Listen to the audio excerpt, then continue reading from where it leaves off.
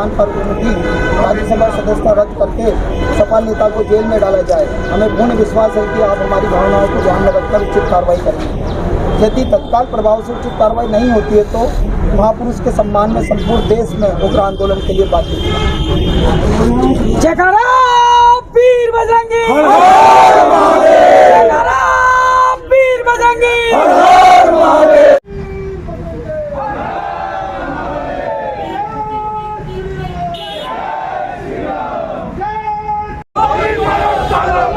देश के गद्दारों को,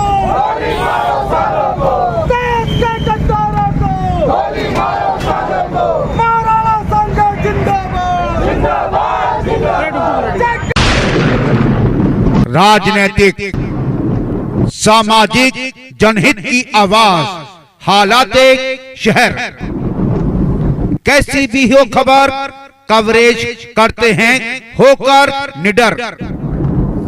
जमीनी हकीकत का सच देखने के लिए देखते रहिए न्यूज हालात शहर हल्द्वानी से। नमस्कार, हम अतुल अग्रवाल और इस वक्त हम एसडीएम कोर्ट हल्द्वानी जिला नैनीताल में हमारे साथ खड़े हैं बजरंग दल के जो सभी पदाधिकारी हैं, गौरक्षक जो समिति है उसके पदाधिकारी हैं, जोगिंदर राणा जी हैं, एक महिला भी है हमारे साथ और लोग भी हैं। राणा जी, क्या मामला है जो आज आप एसडीएम कोर्ट में यहाँ पधारे हैं?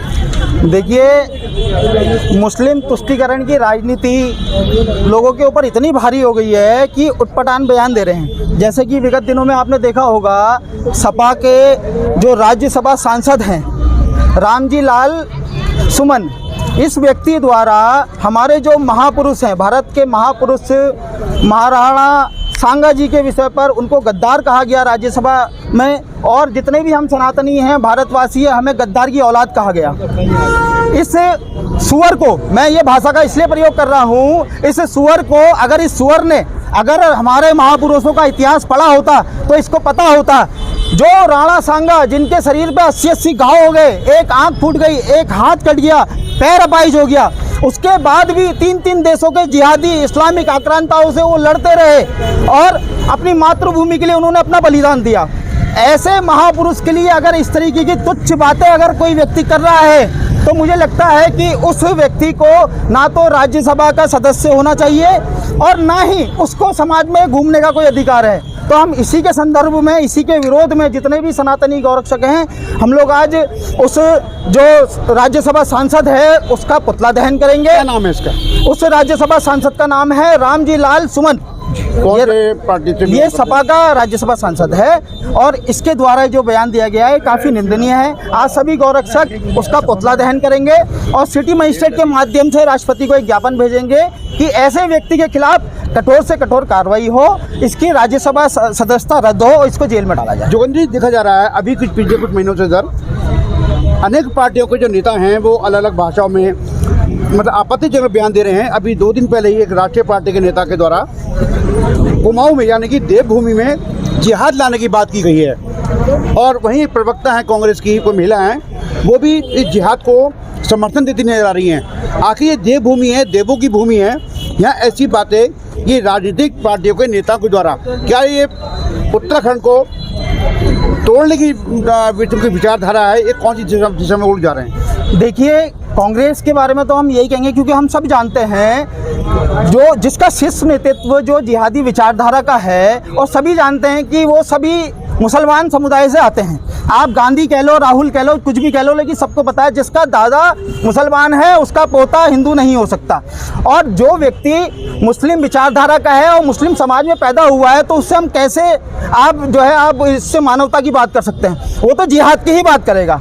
जब जब चुनाव आते हैं देश में जो भी राष्ट्रीय पार्टियां हमारी हैं वो एक बात करती है, हिंदुत्व को लेकर बात करती हैं, देश की आस्था को लेकर बात करती हैं, देश की परंपराओं के लेकर बात करती हैं, लेकिन वहीं देखा जाता है वहीं वो सनातन पे धर्म के विरुद्ध अपने अनागर बातें करते हैं।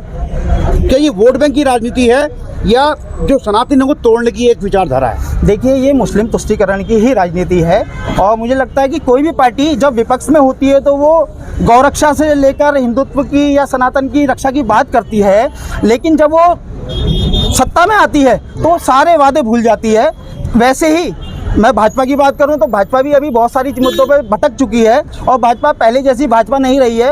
और कांग्रेस और सपा, इनकी तो हम बात क्या करें, ये तो शुरू से ही भाई राम के अस्तित्व पे इसने सवाल उठाए। सपा ने जो है राम भक्तों पे जो है गोलियां इन लोगों ने चलाई, तो इन लोगों से तो हम किसी चीज़ की उम्मीद कर ही नहीं सकते रक्षा सुरक्षा की। हम उम्मीद सिर्फ करते हैं भारतीय जनता पार्टी से, और भारतीय जनता पार्टी से हम निवेदन करते हैं कि आप लोग जो जिस मुद्दों को लेकर आप सत्ता पे आए उन पर कायम रहें।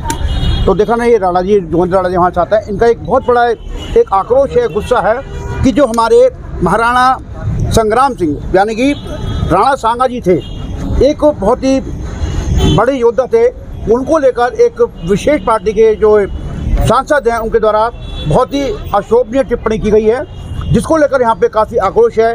ये आपको देखिए सब लोग खड़े हुए हैं पदाधिकारी, और इनका कहना है कि हम आज सिटी मजिस्ट्रेट के महोदय के द्वारा एक ज्ञापन राष्ट्रपति महोदय को देंगे। बहुत धन्यवाद।